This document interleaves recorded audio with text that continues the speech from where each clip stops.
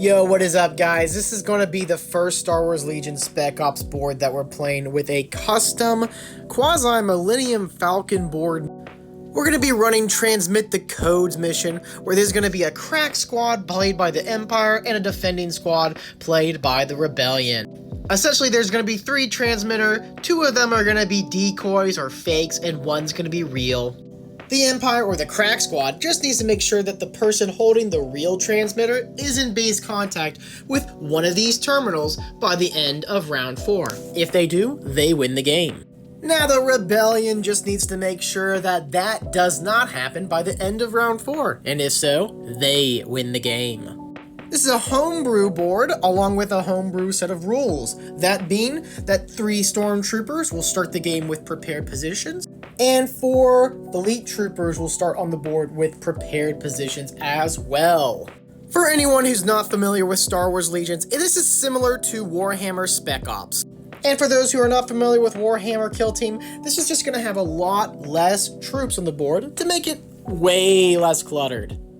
Here's a perfect example of how the armies are built. The Galactic Empire starts up with 2 different ways to build their army.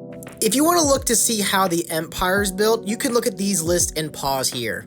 We're going to homebrew this game, and we're going to use both the armies that are listed in the Spec Ops gameplay, with a couple homebrew ideas, that being that the ISF is going to be substituted with Gideon, Iden, and Delmico, along with her seeker droid. So we got a little bit of kind of story-driven narrative going along in this game. If you're interested in playing Rebels, this is what the Rebel list would look like. You can pause here if you want to look over that. We're playing with both the Rebel armies as well. One alteration we're doing is, oh yeah, Cassian Andor is going to be on the board. He's going to be playing as the captain of one of the Rebel forces. Jen Erso is playing as the other captain. Our Saboteur is going to be playing by K2SO, which is pretty freaking dope. If you like those kind of characters, you can stick around and see how this game plays out.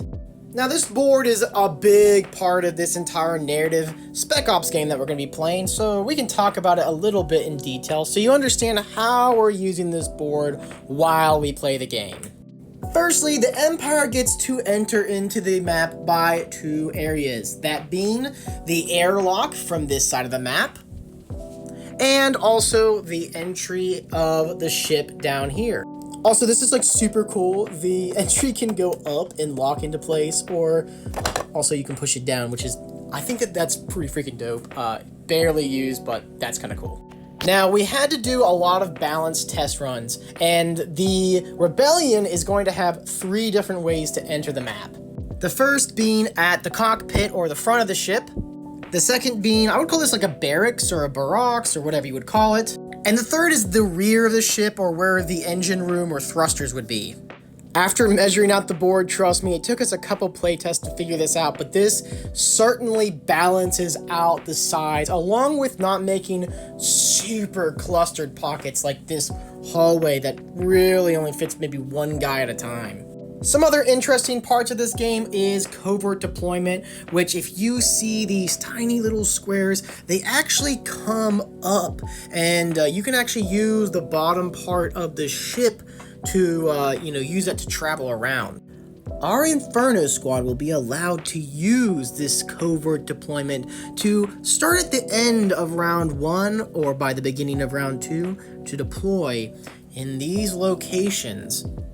Now, if this is something that you're really interested in doing, or if you want to watch me and my spouse play through this game, I would recommend that you stick around. We'll post a couple of these videos round by round. It's a very short and interactive game for us. Probably going to be just 4 videos for you guys to enjoy this content. Guys, if you've gotten this far and you haven't liked or subscribed, go ahead and do that as well, because this is going to be a real fun thing to keep your eyes on, as well as some other D&D content we got coming your way. Now that I'm keeping it a $150 with y'all, if you want to, we'll talk a little bit more in detail. If you end up using the covert deployment in this room, you won't unfortunately be able to have the transmitter, because God, it's so close to the terminal, it's basically an instant victory. Any Rebel forces deploying on the thrusters or the engine part of the ship, they are only allowed to have Scout because of how it's measured out. Scout just means you get to move closer up the board. And one of the last rules we have is the rebels are only allowed to have up to 5 people in the barracks room because, well, there's only 4 beds and maybe someone else could be chilling in here. Other than that, one other rule that's kind of cool is if you're shooting from one room into another, that other person that's in the room is going to get some partial cover because you're shooting through a couple rooms, right? This just means it's a little bit harder to hit your enemies and your enemies have a little bit of an easier chance, well, not dying. Alright, thank you guys so much for watching this video in its entirety. If you guys would like to and you want to stick around and watch the next set of videos, we would be very appreciative and grateful. If you want to like and share to continue this content, we will be going ahead and posting the next video, and we'll keep it very brief along with understanding why narratively this entire encounter is happening. I am sincerely grateful. I want to thank you guys so much for all the hospitality, the likes, and the comments. I can't say it enough times. I'm incredibly grateful. And I want to treat you guys with the amount of respect that you've treated me. So thank you guys so much. I'm incredibly grateful. And until the next video, guys, thank you so much. And I'll catch you next time. See you guys.